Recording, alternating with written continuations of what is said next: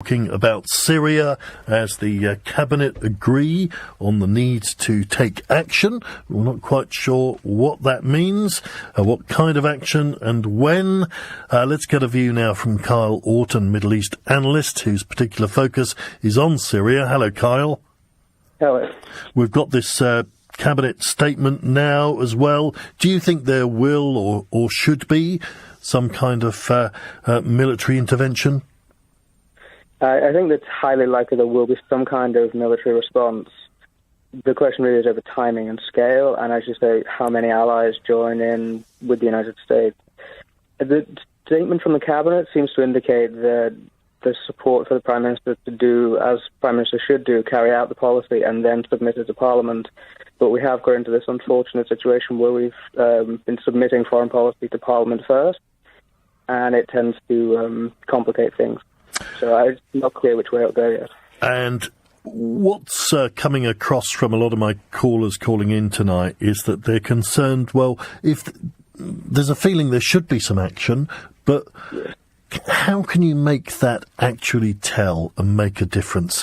What kind of strike, for example, could change the behaviour of Assad? The main thing would be something that actually threatened his regime. And more to the point, even if you weren't going to go that far, was to be impose costs and damage on his regime that created resource problems for Iran and Russia. Because at the moment, Assad is something of an asset to them because he's he's not very powerful himself, but he holds a kind of center of the web, and it keeps a sort of quasi-state structure going in the area he's got. If you damage that and start cutting it out, then they have to put in resources to try and stabilize the thing. It puts you in a stronger position against them. The idea for a strike that would do that is something like what we did in 1998 with Iraq, so Operation Desert Fox, where that targeted all known WMD sites. And then it looked at the missile program, the secret police, certain military units known to be involved in criminality and international terrorism. And with Assad, you can go down that list and build up a fairly big roster of things that you could destroy. The key thing, though, with Assad is the Air Force, because that's the thing that's caused the most destruction to human life and to property in Syria, and has caused the displacement that has destabilized all the neighboring states and indeed Europe. So that could be a huge operation and a lot of targets.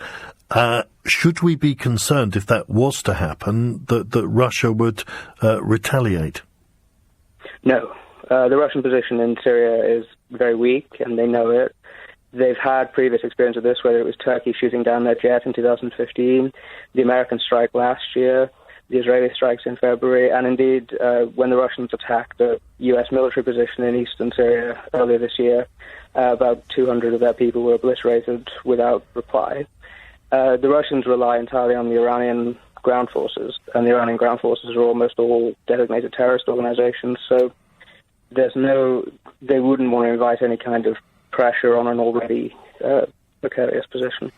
So I know you can't see into the future, but do you imagine we might well see some kind of missiles launched in the next few days? Yes, I think the odds are better that will happen than it won't.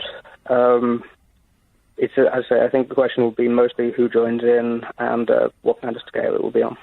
Kyle, thank you so much for joining us, Middle East analyst Kyle Orton there. Hussein in